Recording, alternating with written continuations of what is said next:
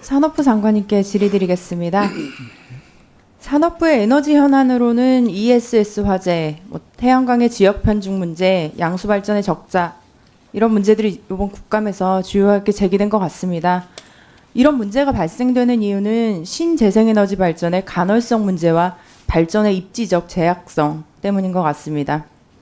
지금은 현재의 기술적 제약으로 이런저런 문제가 생기고 있지만 이런 제약을 뛰어넘는 새로운 에너지 자원이 나타나면 일거에 해소되지 않을까 본 의원은 생각합니다. 한예로 1900년대 미국 뉴욕의 최대 문제는 말동이었습니다. 당시 말은 필수 불가결한 도시 내 이동수단이었기 때문에 질러대는 말동이 최대의 골칫거리였습니다. 하지만 1908년 포드사의 T 모델로 자동차가 대량 생산됨에 따라 그 문제는 해결이 되었습니다. 요즘 이런 얘기가 많이 있습니다. 석기 시대는 돌이 없어서 끝난 게 아니다. 지금은 원자력이 겉으로 보기에는 제일 좋아 보일지 모르지만 보이지 않는 비용 지불로 인해서 앞으로 우리 후손들이 수만 년 갚아야 할 빚을 지어주는 것이라고 의원은 생각합니다. 최근 신재생에너지 보급과 관련되어 발생하는 현재의 기술적인 문제를 해결할 수 있는 방법으로 중력이 새롭게 떠오르고 있는데요. 기존에 국내에서 제기되었던 그런 중력은 아니고 본 의원이 미국에서 공부할 때 미국에서 중력 발전이 특허를 취득한 걸 보게 되었습니다. 네, 아래 그 특허증이 제가 첨부를 했고요. 중력 발전이 미국과 이란의 실증 단지를 건설해 실증을 완료했고 현재는 11개국에 중력 발전소를 건설하고 있는 것으로 알고 있습니다. 중력 발전은 24시간 동안 가능하고 간헐성 문제도 없으며 공간도 많이 필요하지 않습니다. 실리로 100메가와트를 생산하는데 태양광은 100만 평 정도가 필요하지만 4,000평 정도면 필요하다고 하는데 국토가 좁은 우리나라에서 더 합당한 신재생 에너지 자원이 아닐까 생각합니다. 하지만 너무 좀 이상적인 기술이라 본 의원도 실제로 눈으로 보기 전까지는 좀 믿기 어렵지만 법과 제도적으로 미리 준비를 해야 하지 않을까 하는 생각을 해봅니다. 현재 중력 에너지가 신재생 에너지에 포함이 되어 있지 않죠? 네, 그렇습니다. 아직은 포함되어 있지 않습니다. 네. 신재생 에너지로 인정받지 못하기 때문에 우리나라에 갑자기 도입이 된다고 해도 또 부랴부랴 법을 만들게 되고 본 의원님 생각에는 미리미리 정비를 해둬서 혹시나 모를 중력 발전의 도입이 늦어지거나 기술에 뒤처지지 않도록 해야 하지 않을까 생각합니다. 본 의원실에서는 중력을 신재생에너지에 포함하는 신에너지 및 재생에너지 개발이용 보급 촉진법을 촉진법에 대한 개정안을 준비하고 있는데 장관님 생각을 좀 들어보고 싶고요. 네, 일단 2가지 정도 더 있어서 2분 정도 더 사용을 하겠습니다. 예. 네, 또 다른 제안이 하나 있습니다. 문재인 정부 임기에 원전이 더 늘어나고는 있지만 원전의 단계적 축소에 따른 원자력 생태계에 대한 우려가 많이 있는 걸로 알고 있습니다. 하지만 원자력 산업은 원전에만 있는 것이 아닙니다. 특히 방사선 산업에서도 사용을 할 수 있는데 우리나라는 원전과 비발전 비중 중 86%대 14% 정도로 이제 원전에 대한 비중이 굉장히 높고 미국 같은 경우는 원전은 20%, 비발전 비중은 80% 정도를 이제 차지하고 있습니다. 현재 방사선 산업은 이제 산업부 소관이 아니라서 역할이 좀 미흡하고 과기부는 방사선 산업에 대한 좀 적극적이지 않은 태도를 보이고 있고요.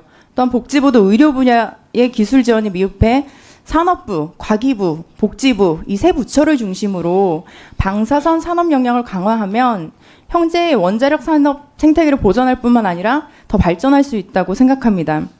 특히 원자력 발전 R&D 사업도 재조정을 해야 하는데 과거 5년간 원자력에 총 1조 8,529억 원의 연구비가 투자되었지만 방사선 기술에는 1,975억 원으로 전체 원자력의 10.6%에 불과한 R&D 비용을 제출하고 있습니다.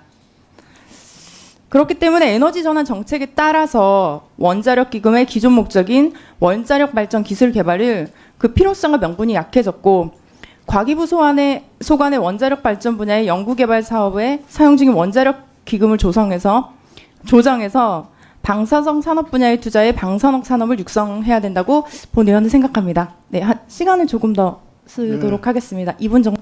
예. 네, 마지막으로 그 한수원의 발전용 댐 관리를 수자원 공사로부터 위탁하는 협상이 진행 중인 것으로 알고 있습니다. 본 의원이 이해가 안 되는 것이 한수원은 댐 관리와 보수를 직고형으로 정규직에 하고 있고 이를 왜 굳이 파견 용역으로 하려고 하는지를 좀 이해를 할 수가 없는데요.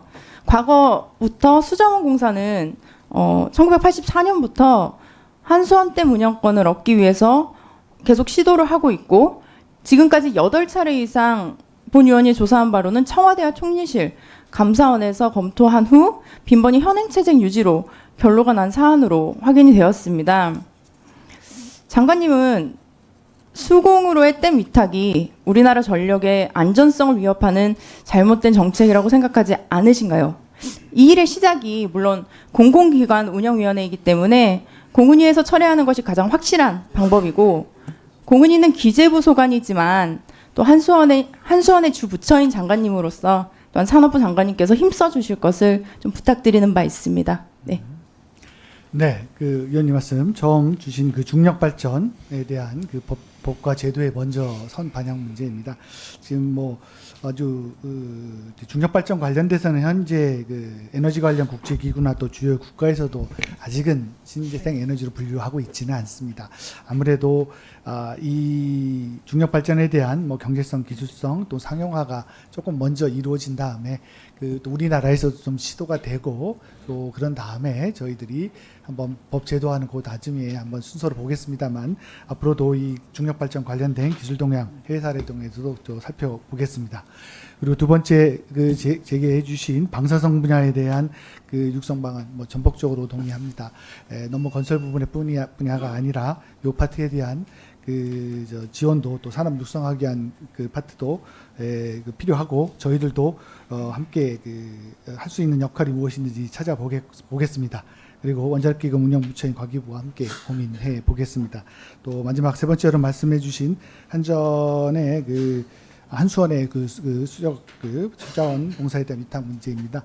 지금 현재 그 고난 문제는 이미 저희 수자원공사가 수역댐을 할 수 있는 라이센스가 없기 때문에 한수원에서 하는 걸로 확인이 된 상황입니다. 그래서 앞으로 한수원이 보다 더 적극적인 역할을 할 수 있는 것이 무엇인지 또 그 의원 주신 그 내용을 바탕으로 해서 보다 더 발전적으로 검토해 보겠습니다. 네. 예, 다음은 존경하는